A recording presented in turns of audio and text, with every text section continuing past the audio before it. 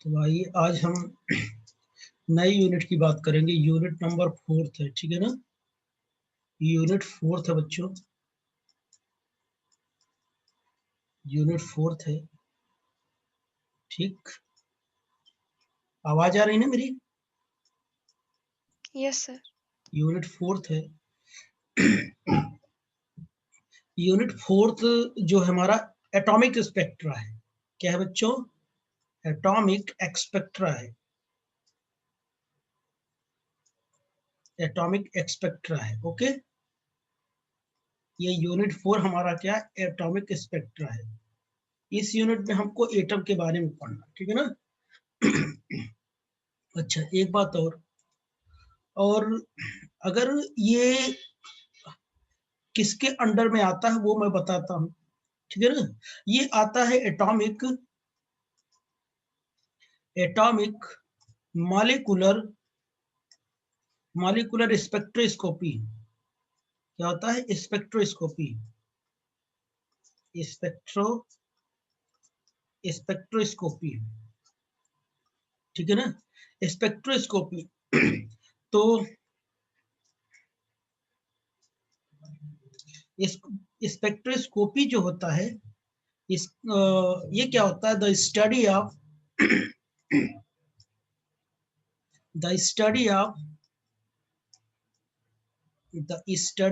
Atom the study of atom or molecules। बेटा spectroscopy क्या? Study of atom और molecules, यानी मॉलिक्यूल्स एटम का स्टडी करना ही क्या कहलाता है आपको? स्पेक्ट्रोस्कोपी कहलाता है, ओके। और इसी को ये कह सकते हैं इंफॉर्मेशन और नो इंफॉर्मेशन और नोन एटॉमिक और मॉलिक्यूलर फिजिक्स।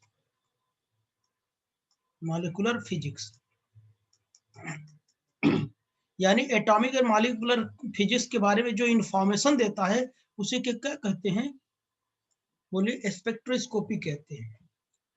तो इसे स्पेक्ट्रोस्कोपी में दोनों आते हैं, एटॉमिक और मॉलिक्यूलर फिजिक्स, ठीक है ना। तो और और आप क्या कर सकते हैं? और इनकाउंटर द प्रॉब्लम, और प्रॉब्लम को क्या कर सकते हैं? आप सॉल्व कर सकते हैं, ठीक है ना। Encounter the problem, encounter the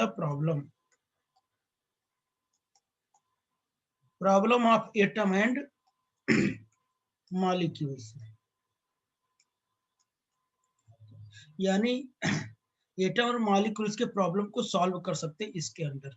तो इसके में इस स्पेक्ट्रोस्कोपी में दो आते हैं, एक एटॉमिक आता है, एक मॉलिक्यूल्स आता है। यानी एटॉमिक आता है, मॉलिक्यूलर आता है, ठीक है ना। क्या आता है? एटॉमिक और मॉलिक्यूलर आता है।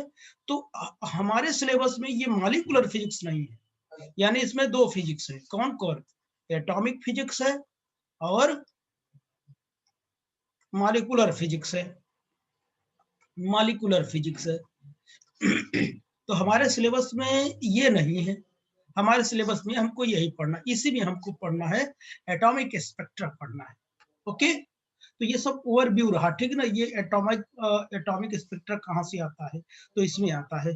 तो अब देखिए, जैसे कि अगर आप एटम के बारे में पढ़ेंगे तो एटम क्या क्या होंगे? जैसे हो गया हाइड्रोजन एटम, हीलियम हो गया, लिथियम हो गया, सोडियम होगा, एक्सेट्रा, ओके। अगर मॉलिक्यूल्स की बात करें, अगर मैं मॉलिक्यूल्स की बात करूं तो हाइड्रोजन यानी H2 हो गया।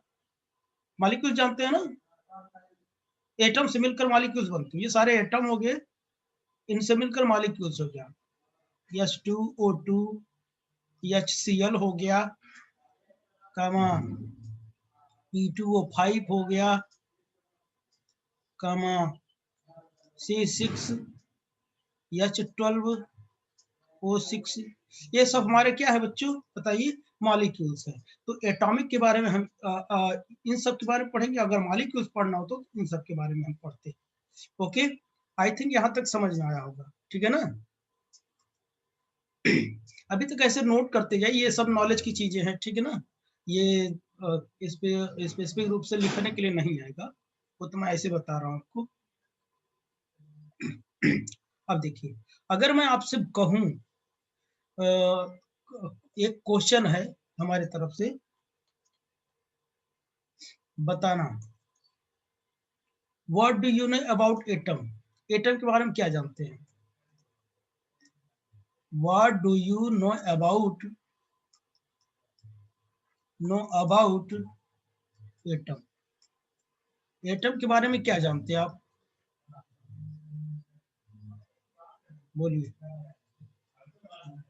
एटम के बारे में क्या जानते हैं? अरे एटम के बारे में क्या जानते हैं? उसका साइज जानते हैं। साइज क्या होता है? अप्रोक्सीमेटली क्या होता है? एंगस्ट्रॉम्स ऑर्डर का होता है, यानी 10⁻⁻10 मीटर ऑर्डर का होता है। पता ही नहीं आपको? इसका, इस एटम का जो मास होता है वो क्या होता है बच्चों? मास, मास कितना होता है? AMU में होता है। वो कितना होता है बताइए? 1.6 इंटू 10⁻⁻27 kg होता है। बस यही जानना था। तो कोई पूछे what do you know about atom, atom के बारे में बताओ, उसकी साइज पता है, मास पता है।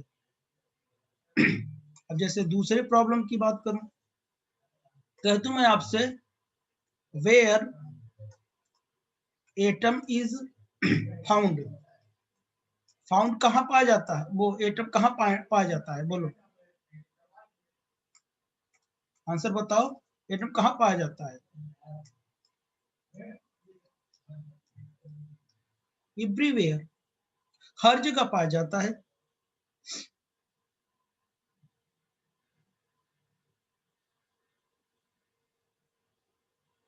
ना।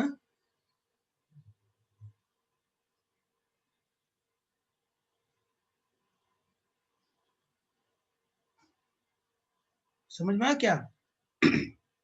अच्छा, अब आगे देखो। समझ नहीं आ रहा है क्या आप लोगों को? क्या बोल रहा हूँ मैं? आ रहा है sir. Constituent of atom, constituent of atom, constituent of atom में क्या होता है? इलेक्ट्रॉन होता है, प्रोटॉन होता है, और क्या होता है? न्यूट्रॉन होता है। कंस्टिट्यूएंट एटम, एटम किससे मिलकर बना होता है? मतलब कि इलेक्ट्रॉन, प्रोटॉन, न्यूट्रॉन से मिलकर बना होता है। सिंबल क्या होता है हमारा? यक्स जेड ए होता है, यही होता है ना। जेड क्या है बच्चों? एटॉमिक नंबर होता है ना, यानी इसी को यानी बराबर NP लिख सकते हैं।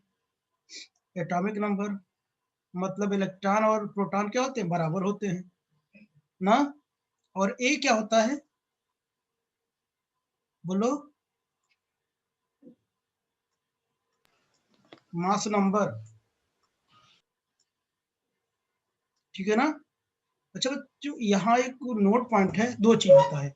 आप केमिस्ट्री में पढ़े होंगे, एक मास नंबर होता है और एटॉमिक मास होता है। दोनों में क्या डिफरेंस है?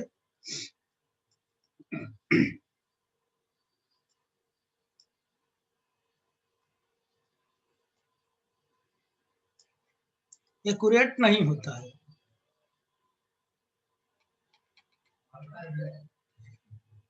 जो मास नंबर होता है वो क्या होता है?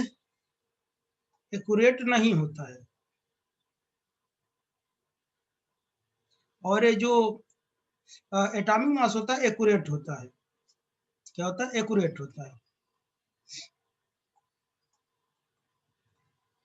यही अंतर होता है। मास नंबर एक्यूरेट नहीं होता है, एक्यूरेट मतलब एकदम करेक्ट नहीं होता है। एटॉमिक मास क्या होता है? एकदम करेक्ट होता है। ओके, तो मास नंबर, एटॉमिक मास में कोई अंतर पूछ ले तो आप बता दीजिए। मास नंबर एक्यूरेट नहीं होता है, एटॉमिक मास एक्यूरेट होता है। ओके,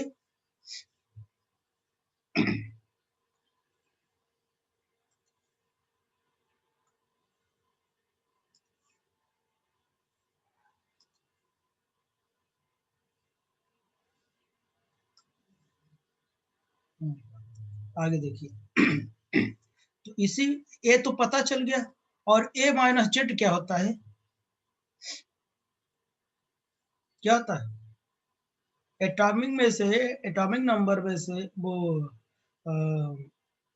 मास नंबर में से अगर एटॉमिक नंबर को क्या कर दीजिए, घटा दीजिए, तो क्या मिल जाएगा? Number of neutron. न्यूट्रॉन्स। हाँ, न्यूट्रॉन मिल जाएगा। क्या हो जाएगा? न्यूट्रॉन्स मिलेगा ना, पता है आपको? अच्छा, चार्ज बताओ, प्रोटॉन पर चार्ज प्लस ई होता है, यानी 1.6 इंटू 10⁻⁻19 कूलम। हाँ, और क्यू एन पर न्यूट्रॉन पर चार्ज बताओ, 0 होता है। और बताइए इलेक्ट्रॉन पर चार्ज माइनस ई होता है ना। मास कितना होता है यमी? इलेक्ट्रॉन 9.1 इंटू 10 कितना, -31 kg, जो कि 0 से काफी ग्रेटर है। हाँ, तो यमी 9.1 इंटू 10⁻31, तो एमपी कितना होगा? मास ऑफ प्रोटॉन हम यमी के रिस्पेक्ट में लिखते हैं, ऐसा लिख देता हूँ approximately 1836 times of yummy mass of electron. ये भी होता है 1.67 इंटू 10⁻27 kg, पढ़ा है ना। ऐसे यमन हो जाएगा हमारा मास ऑफ न्यूट्रॉन 839 यमी, मतलब मास ऑफ इलेक्ट्रॉन के टर्म में लिखा है सर। एनी प्रॉब्लम किसी को? इतनी बात हो गई। तो अगर सबका मास उसके बारे में पता है तो आप ये बता सकते हैं, तो फिर से हमारी प्रॉब्लम आई।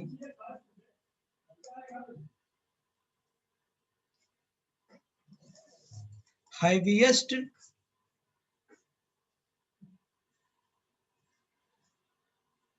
इसमें से कौन हैवीएस्ट है? हैवीएस्ट बताइए, अगर मैं ऑप्शन दे दूं,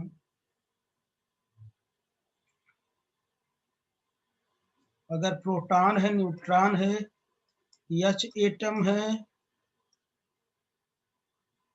और इलेक्ट्रॉन है, कौन सबसे भारी है?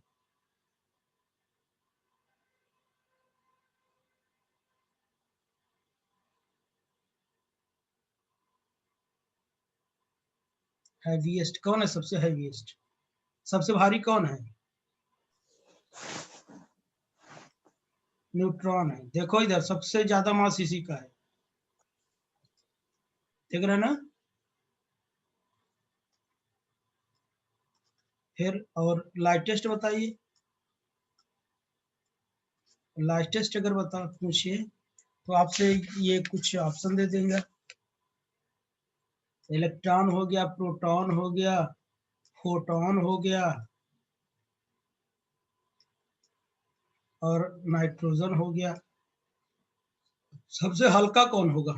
लाइटेस्ट कौन होगा? फोटॉन हो गया। सबका मास पता रहता नहीं, कंपेयर कर लीजिए फोटॉन। चलिए, इतनी बात आ गई ना, आइए हम कुछ रेडिएशन की बात कर लेते हैं। जल्दी से 2 मिनट लगेगा, रेडिएशन की बात कर लेते हैं।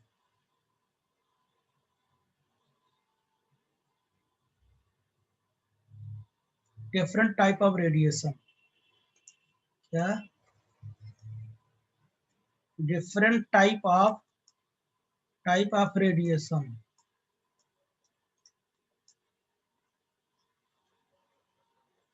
डिफरेंट टाइप ऑफ रेडिएशन की बात कर लेता हूँ। नेम ऑफ रेडिएशन, आरएडी में तो समझ रहे ना, रेडिएशन।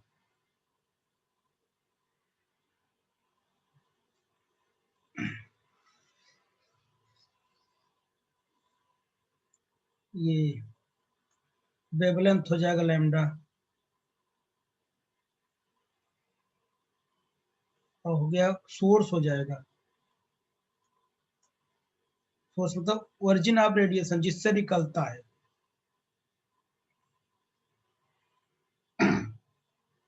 और name of spectroscopy, name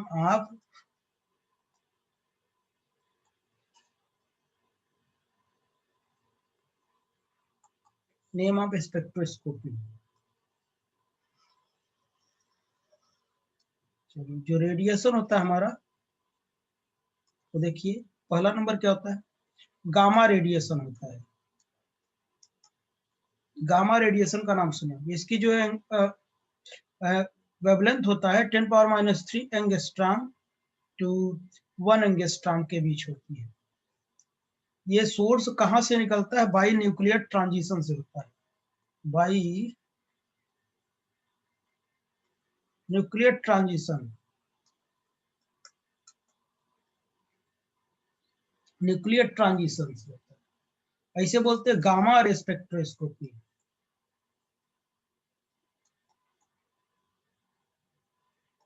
gamma ray spectroscopy, इसी को वो भी बोलते हैं न्यूक्लियर स्पेक्ट्रोस्कोपी।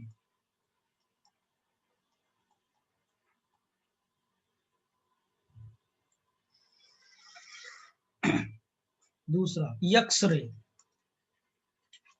एक्सरे का जो वेवलेंथ होता है 1 एंगस्ट्रॉम टू 100 एंगस्ट्रॉम के बीच होता है। ये कहां से आता है, by transition of electron in inner shell of atom. यानी इलेक्ट्रॉन का ट्रांजिशन होता है सेल के एटम के इनर सेल में, ठीक है ना। तो इसे कहते हैं एक्सरे स्पेक्ट्रोस्कोपी। स्पेक्ट्रोस्कोपी। आगे चलता हूं। यूवी, यूवी का नाम सुने हैं, अल्ट्रावायलेट। 100 एंगस्ट्रॉम से 1800 एंगस्ट्रॉम के बीच होता है।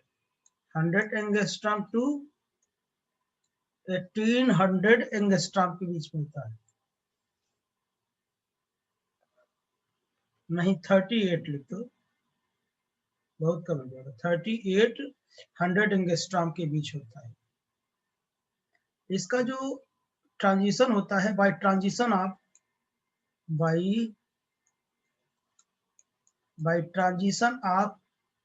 Electron in atomic shells. Atomic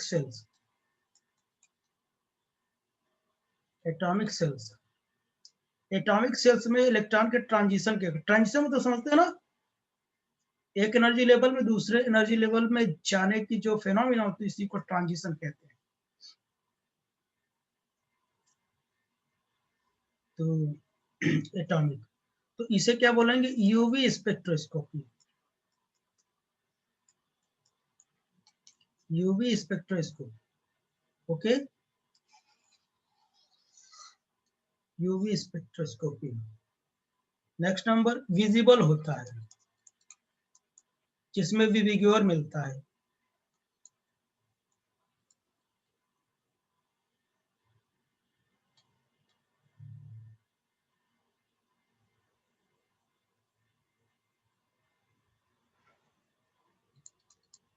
विविग्योर इससे मिलता है ना। इसका जो होता है एंगस्ट्रॉम 3800 एंगस्ट्रॉम से लेकर 7800 एंगस्ट्रॉम तक होता है ना। ये भी क्या होता है, यही चीज होता है, transition of electron atomic shells में होता है, ठीक है ना। इसे बोलते हैं विजिबल और लेजर स्पेक्ट्रोस्कोपी। विजिबल और लेजर स्पेक्ट्रोस्कोपी,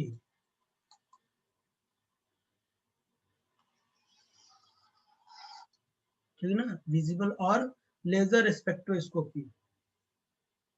अगर हो गया थोड़ा मैं आगे चलूं।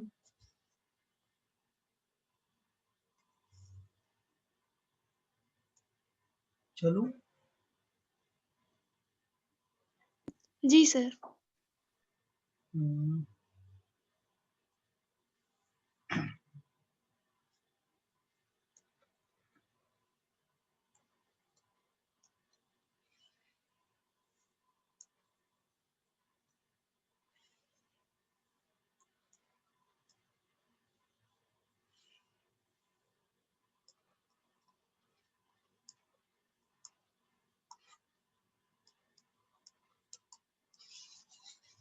उधर एक बार लिख चुका हूँ।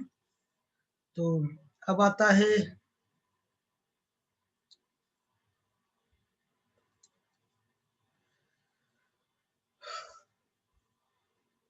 उधर लिख चुका ना नेम ऑफ रेडिएशन, वो यही लाइन है, यही चीज है ऊपर जो लिखा उसमें, ठीक है ना।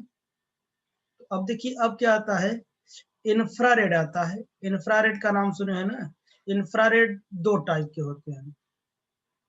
एक क्या होता है, नियर इंफ्रारेड होता है, एक फार इंफ्रारेड होता है, ठीक है ना।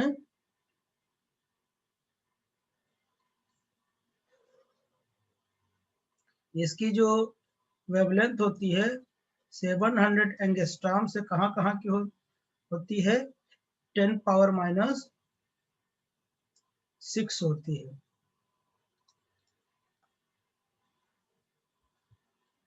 ठीक है ना। और ये क्या होता है, बाई मॉलिक्यूलर वाइब्रेशन।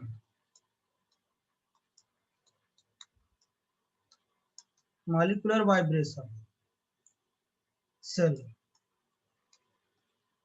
ये होता है बाई मॉलिक्यूलर रोटेशन।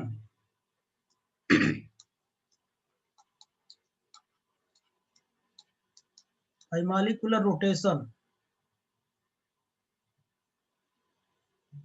ठीक। और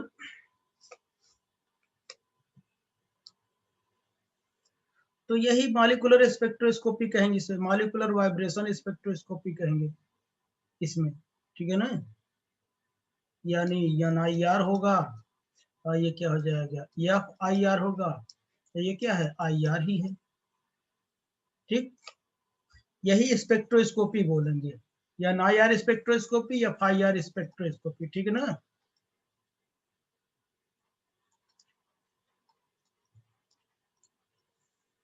उसके बाद आता है माइक्रोवेव आता है। माइक्रोवेव आता है 10 power minus 6 metre to 10 power minus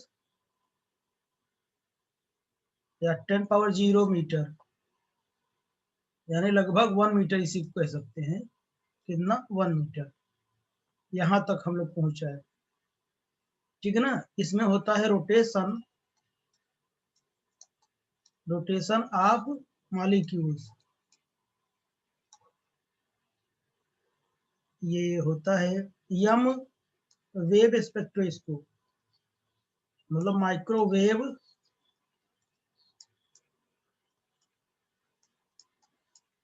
spectroscopy. उसके बाद आता है रेडियो वेव। रेडियो वेव में होता है 1 मीटर से लेकर 10 पावर 4 मीटर तक होता है। इसमें दो होता है, स्पिन फ्लिप होता है। क्या होता है, स्पिन फ्लिप। ये होता है इलेक्ट्रॉन स्पिन फ्लिप। इसमें होता है न्यूक्लियर और स्पिन फ्लिप।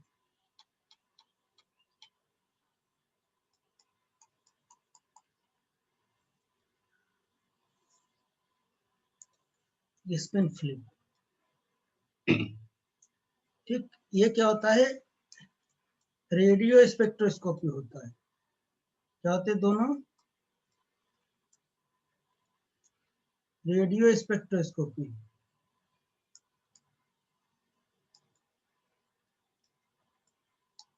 Radio spectroscopy.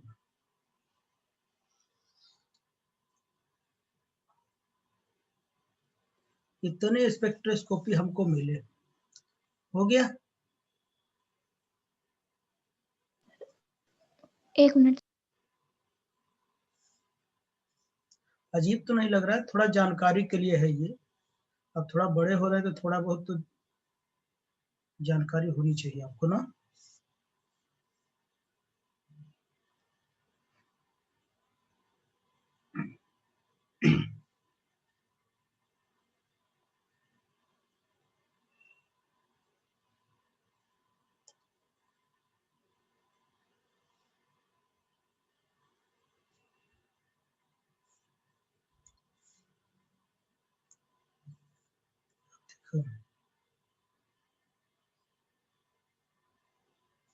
थोड़ा अब एन आई आर क्या होता है पता है?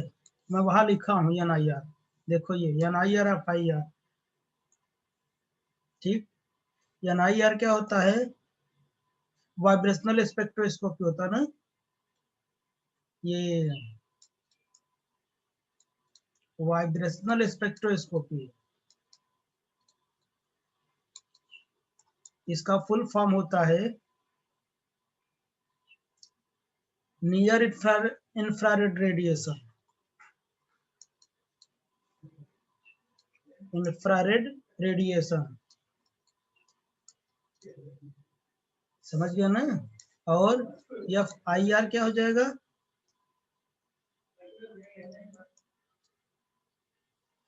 ये क्या होता है? रोटेशनल होता है, वहां लिखवा चुका हूँ। ये फॉर इंफ्रारेड होता है,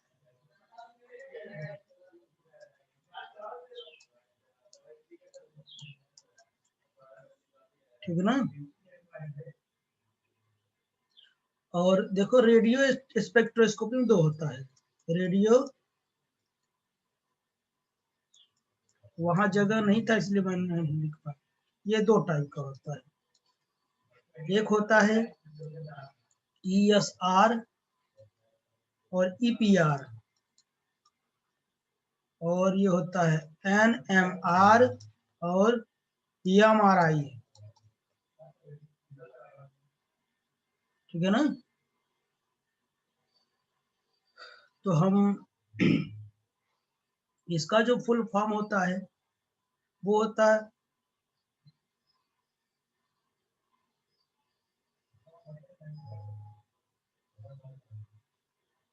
एर्थोरोसाइट सेडिमेंटेशन रेट होता है। लेकिन कोई मतलब नहीं इन सबको जानने का, हमको इससे मतलब था। ये हम इसका यूज करते थे, डॉक्टरी में यूज किया जाता है। क्या? Magnetic resonance imaging.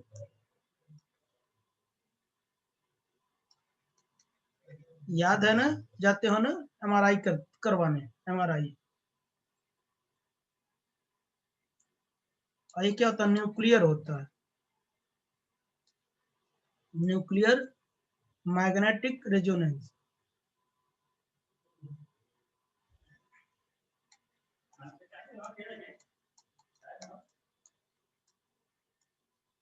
ये दोनों यूज होता है, ये तो यूज होता होगा कहीं, ठीक है ना? इतनी बातें हो गई। और EPR होता है electron paramagnetic radiation. Electron paramagnetic, electron paramagnetic radiation,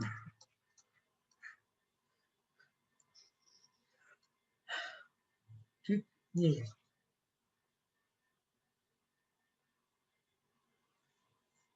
तो